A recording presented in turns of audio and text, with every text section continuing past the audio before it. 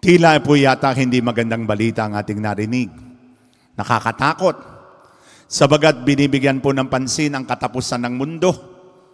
Mga lindol, mga karamdaman, pag-aaway ng mga bansa, ang paglabas ng mga kagilagilalas, kamangha-mangha, nakakatakot na mga bagay sa mundo.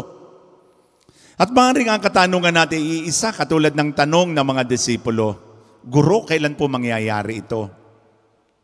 Sabi ng Panginoon, huwag kayong matakot.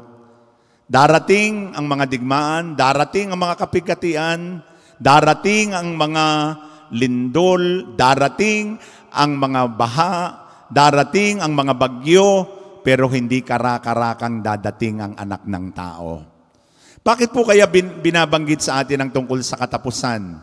Sabagat tayo po ngayon ay nasa 34 na linggo sa karaniwang panahon. Actually, this is the last week of the ordinary time. Sa isang darating pong linggo ay Adbyento na ang pagdating ng Panginoon. Pagparaan ng Adbyento ay di Pasko na. Hindi natin maramdaman dahil sunod-sunod na bagyo ang dumaan sa buhay natin bilang bansa. Pero kaya lang po binabanggit yung katapusan sapagkat tayo po ay magbabago na ng kalendaryo sa isang linggo. Pero maganda rin pong paalaala na tayo po ay hindi dapat matakot bagkus tayo po ay maghanda. Hindi natin alam kung kailan ang pagdating ng Panginoon. Hindi natin alam kung kailan ang katapusan ng mundo. Pero ang lahat po ng nagaganap ngayon ay pagdadalisay, paglilinis ng Panginoon. Sabagat meron tayong tinatawag na first coming, ang unang pagdating ng Panginoon, nung siya ay sinilang sa sabsaban, sa Belen. At ang pangalawa, the second coming, ay ang pagdating ng Panginoon bilang hukom na ating pong tinalakay nung kapiyastahan ng Christ the King, na tayong lahat ay bibigyan ng hatol kung tayo pupunta sa langit o doon sa ibang destinasyon. But in between the first coming and the second coming is the period of purification.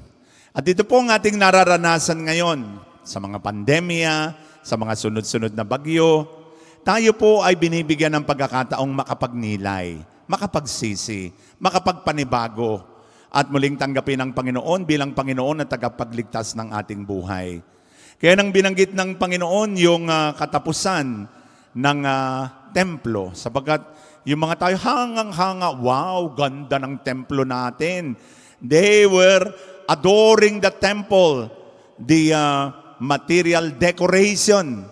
Pero nalimutan ng tao ang the spiritual deterioration with the hypocrisy of the scribes and Pharisees, with the rejection of the Messiah, with the death of the Lord, with the non-recognition of Jesus as the Messiah and the Lord and the King of Kings.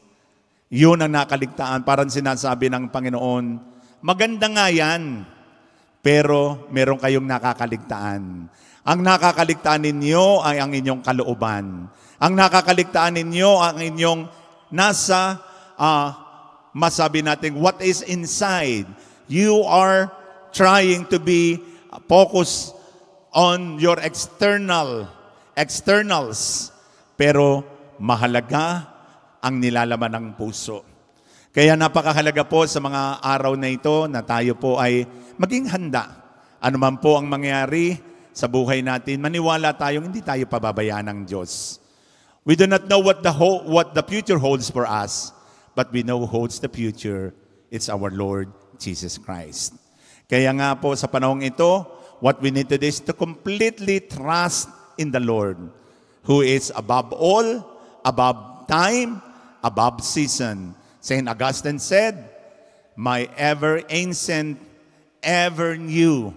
At yun ang title na ibinigay ni San Agustin.